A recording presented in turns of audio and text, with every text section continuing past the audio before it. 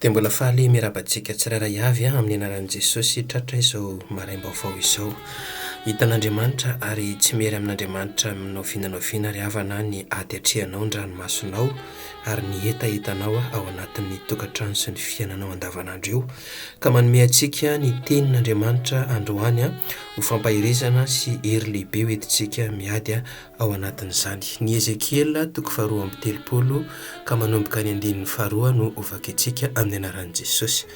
Ry zanak'olona, manao vahira fahalelovana ny amin'ny Farao-mpanjakan'i Egypta ka ataovy aminy hoe: nanao ny tenanao tahaka ny liona tanora tamin'ny firenena ianao, ka tsy tonga tahaka ny dragona ao anatin'ny ranobe, ary nitsorika teny amin'ny oninao ianao ka nanakobakobana ny rano tamin'ny tongotrao ka nahaloto ny ony.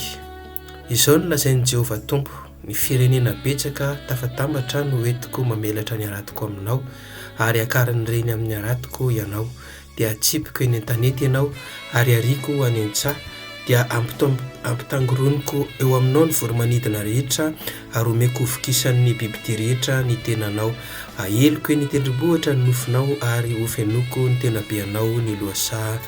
Amen. Ry havana, maro ny faminaniana nasain'Andriamanitra nataon'ny mpaminany tamin'ny Farao-mpanjakan'i Egypta. Nahazo baiko tamin'izany ireo mpaminany hoe manandry fia ny Farao-mpanjakan'i Egypta ianao ka maminaniny hamelezana azy.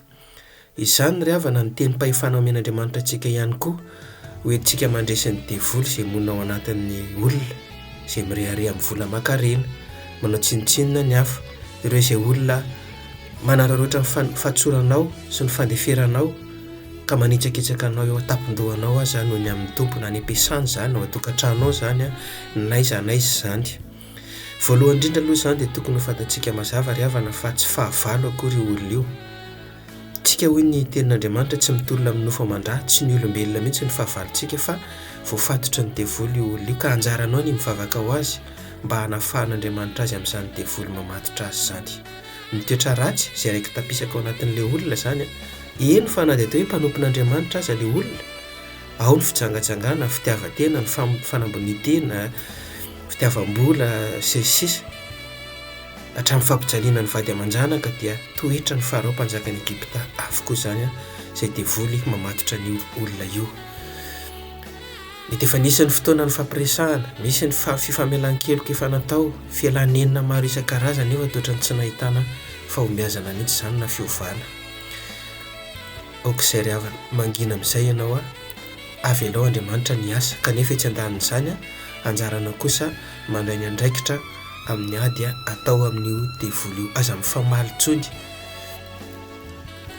Noho izany dia antsoin'Andriamanitra itsika fiangonana hanao vaindondra rano fanampitehana io devoly ao anatin'ny tokantranontsika io na ao anatin'izay olona hitantsika fa manana an'izany toetra satana mafy tsy mety afaka amatonana izany, mivavaka mangina zany sy fandroana devoly.